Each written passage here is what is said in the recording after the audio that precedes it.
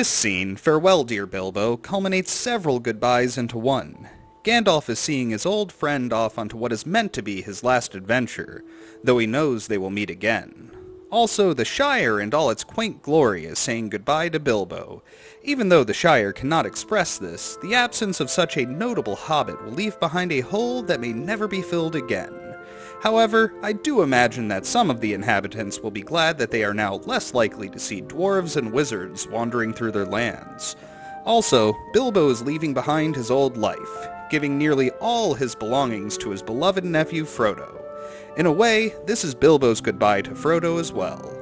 More importantly, for the plot and the character, Bilbo is leaving behind the grip that the One Ring has held over his life for decades. Though we did get a glimpse of the ring's addictive quality in Scene 3, The Shire, that is when Bilbo's frantically searching for the ring, we now see just how much the ring controls his behavior.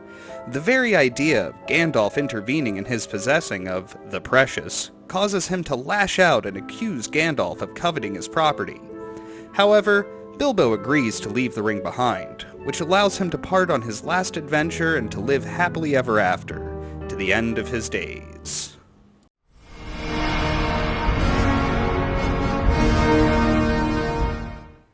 This was a composite shot of two different shots that were blended digitally. Ian Holm as Bilbo is acting in a full-scale set which was known as Big Bag End by the crew.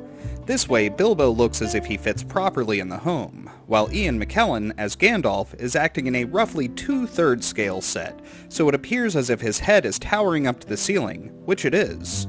On the smaller set, the crews felt as if they were working on a submarine, while operating their equipment in the tight, cramped space. Typically, if both actors were to appear together, they would choose the set based on whoever would be interacting the most with the settings and props, and have the other perform the motions on a blue screen set. What makes this scene special is that they are blending two sets together rather than using a blue screen. Gandalf's eyeline is not quite on point in this shot. That is mostly due to how difficult it was to shoot the two separate composite scenes at this angle. In fact, this 1-minute shot took an entire day of filming to get just right. However, director Peter Jackson thought it was well worth the time it took to get it right, so they could see the scale difference between the two characters as they moved around each other. The portraits of Bilbo's parents hanging above the mantel are modeled after Peter Jackson and his wife, Fran Walsh, who was one of the scriptwriters for the film.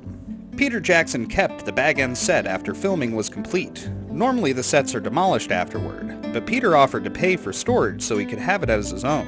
His plan was to have it placed into a hillside so he could visit Bag End on the weekends, or as a vacation home. Composer Howard Shore adds a few phrases from the song that serves as Gollum's theme into the music where Bilbo is pining over the ring. This shows the depth of the score, as the composer had to have the theme for Gollum established early on, even though we barely see him in the first film. The walking sticks, or at least Bilbo's walking stick, were sent in by a man who had heard about the films being made. The only thing that he asked for was a letter stating that his walking sticks were used in the films, so he could advertise them with the tagline, "As seen in The Lord of the Rings." The ring dropping to the floor and adhering to it with a deep thud was meant to show that the ring carried more weight than it appears. Several tricks were used to achieve this effect. Firstly, the ring is much larger than the regular prop, and it contains iron and lead to give it more weight. Second, a magnet was placed under the floor so the ring would stick in place rather than bouncing off the tile.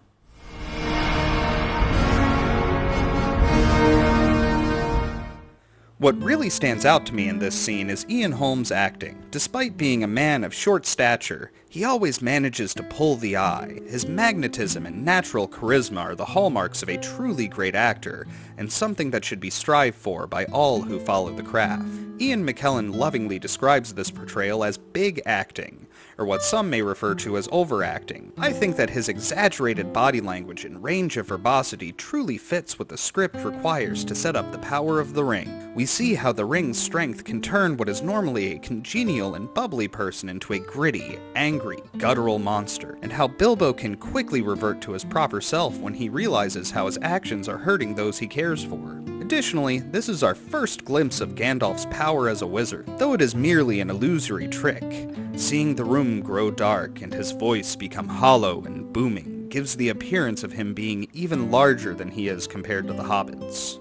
though we still have a sense that this old grey wanderer holds more power that we are not, as of yet, aware.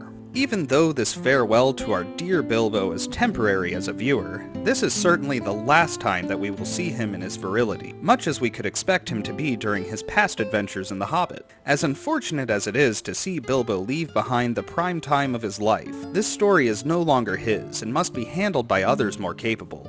For as he surely knows, at some point in time, we must all move on.